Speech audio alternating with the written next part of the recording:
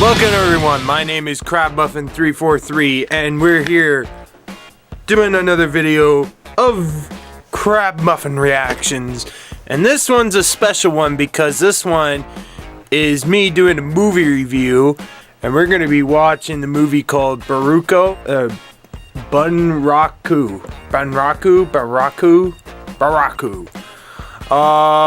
Yeah, this has been recommended by a few people, and I'm going to give it a look-see, and we'll see what this movie's like.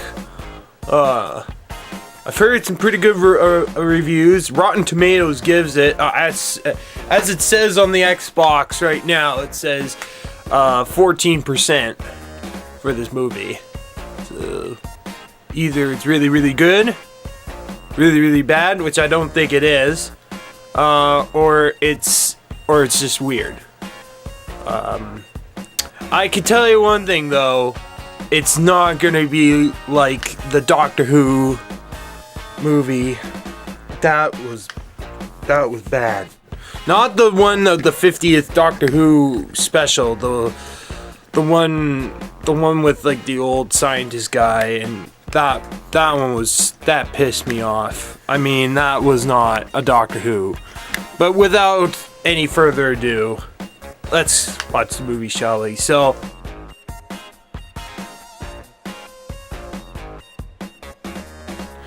alright, so I just saw the movie Bunraku. It's been actually a couple weeks. I still remember the movie. So, anyways, before we begin the review of the Bunraku movie, it was very good, by the way. Rotten Tomatoes gave it an 18%, which I was kind of confused. The little review thing on Xbox Live, they gave it 18%.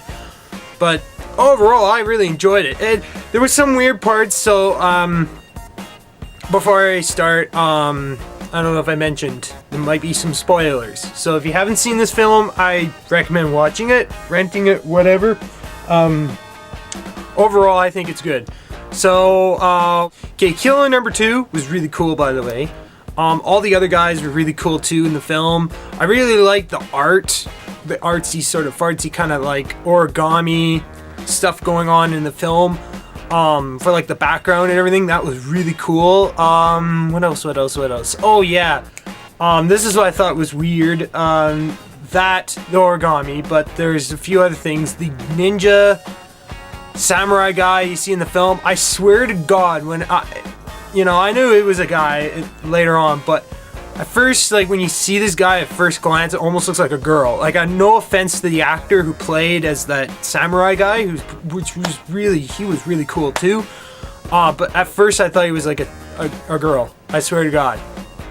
I mean, if you guys see the film, I might even have some pictures up or something in this video. I'm not entirely sure. But you know, like when you look at him for the first time, it's like, first glance, it's like, oh dude, that's a chick. Oh wait a second. That's a dude in a samurai outfit. But anyway, he was pretty cool. Cowboy guy was pretty cool. The only thing I got confused about, and when you watch the film, again, this is spoilers, but I understand that it's in a world where basically it's like a after apocalyptic, I guess, war or something. People can't use guns. People can't use firearms and stuff like that, I guess, in this city where they all live and stuff and fight and stuff. They can't use weaponry of any sorts, like machine guns or pistols or rocket launchers and whatnot, just because of the fear of ultimately destroying each other or something, or starting up whole another World War III or IV. I don't know how many world wars they had. I mean, take a look at the world when you see the film, it's like, holy shit, what happened? You know, it's like, I mean, there's parts of it that looks not that bad, but the rest of it's like, when they go outside and stuff, it's like, what happened? What happened? The trees turned into paper mache. Spoiler alert. No. It was kind of confusing, like, nobody had guns. Like, you'd think, okay, makes sense, they're banning firearms, but if you think about the law enforcement, would they be using, like, a type of firearms? I mean, not just sticks and batons and spears and swords and stuff. But anyway, besides the point, that was just my only little beef about it. Other than that, it was pretty good. I'm not gonna explain the ending or anything like that. Other than the outfits look really cool. It was quite interesting. Music was good. Killer number 2 was pretty cool. There is one thing though I will say, and this is for anybody that hasn't seen the film. Whatever you do, don't watch this part, because this is a little bit of spoiler. I don't know if it is really. Much of the stuff I've just said is really kind of a spoiler, but I haven't really spoiled really anything. I haven't really spoiled the story, but at any rate, when Killer number 2, he's one of the bad guys.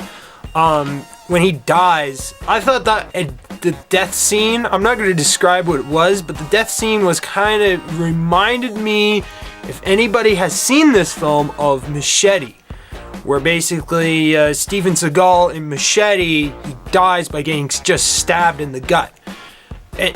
To me, it was just the worst kind of send-off for Killer number 2, because you see Killer number 2 in the film, the whole film, he's like killed people in such intricate ways that you'd think that an assassin like him would survive from some mere warrior. I mean, he took on like what? In the beginning of the film, he took on like 20 guys. You know, which is again, I'll stop from there. But you know, he's taken on a lot of people. Let's just put it that way. He's taken on a lot of people. You know, I'm not gonna explain why he's called Killer number 2, but this guy is just lethal. Okay, with a bunch of weapons and stuff. I can't spoil it any further. This is as far as I can go. But other than that, the only thing I'll say, it was just a really bad way of him. Not so much how he died. It was just more like, you know, they could have ended it a little bit better. I don't know. Other than that, that's only like the few things I saw that was wrong, kind of not wrong with the film, but I don't know. It was, other than that, it was pretty good. It was pretty good. Even though it had its few little bits here and there that I got kind of confused, especially the samurai guy, the fact they have no guns. Like, the thing that bothers me is like, okay, if they don't have guns, why not could they just use bow and arrows? Or ballistic knives. I mean, that's a knife, even though it's a ballistic knife. Or why not they have hand grenades? Oh wait, that might be part of the guns list, never mind. Other than that, that's about it. That's all I could really think of the film. I don't want to really spoil it, the film, you know, other than just go see it. It was really good. I'm glad that I got to see it, besides a few other action movies, which I won't discuss about yet, because they were quite bad, but this one was not bad, and yeah, so that's about it. That's all I could think of. I'm trying to think of anything else that was good or bad about it. Other than that, it was very colorful film. Holy moly, spot on. So yeah, other than that, that's about it. So thank you guys so much for watching me, Crabmuffin, doing a Crabmuffin Reactions movie review, which is kind of a first. And I hope to do some more, and maybe I might get to see the other Doctor Who movie, which was the sequel that I saw. The one I saw in another Crabmuffin Reactions video.